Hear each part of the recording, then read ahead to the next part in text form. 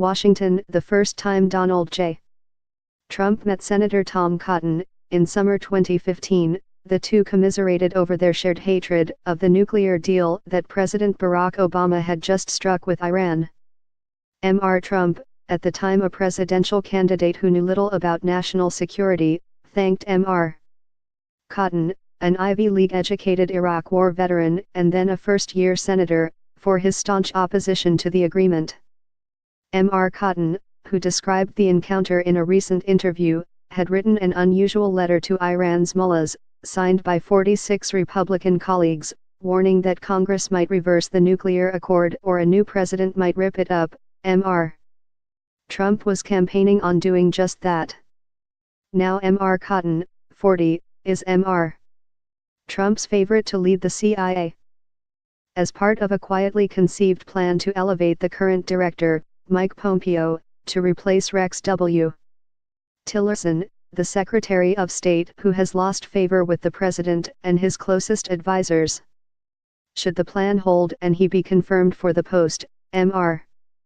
Cotton, the youngest member of the Senate, would also be the youngest person ever to lead the nation's premier intelligence agency.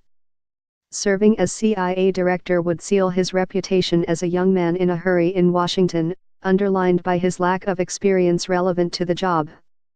It is unclear how leaving the Senate would affect Mr. Cotton's outsized political ambition, widely believed to include an eventual run for president. But choosing Mr. Cotton as CIA director would be the latest in a string of appointments by Mr. Trump that reflect his preference for loyalists who are unapologetic about couching their hawkish stances on national security issues in sharply partisan terms. Last year, Mr. Cotton defended Mr. Trump's campaign promise to bring back waterboarding, telling CNN that waterboarding is not torture, and labeling it as a tough call for experienced intelligence officials who might decide it is warranted. In 2006, Mr. Cotton wrote an open letter accusing 3 New York Times journalists of treason for exposing a secret American program to track the financing of terrorist networks. On Capitol Hill, Mr. Cotton, a lanky long-distance runner who speaks with a slight southern drawl and who has said that he eats a piece of birthday cake every day, is known for his discipline and intellect.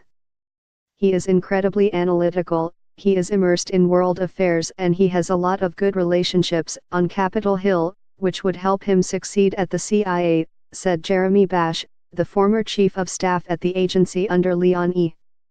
Panetta. What is less clear, he added, is how he would click with the White House and the rest of the intelligence community, and whether or not he would be prepared to relinquish the role of a policymaker. He would really have to be prepared to park his policy views at the Langley gates. Current and former intelligence officials said on Thursday that they doubted that Mr. Cotton could so, arguing that he lacked the gravitas to run the CIA, and that he was temperamentally unsuited to it. Senator Cotton is a very partisan, very ideological figure who is not well cut out to head an agency whose mission is to provide the most objective possible analysis of situations overseas, said Paul R.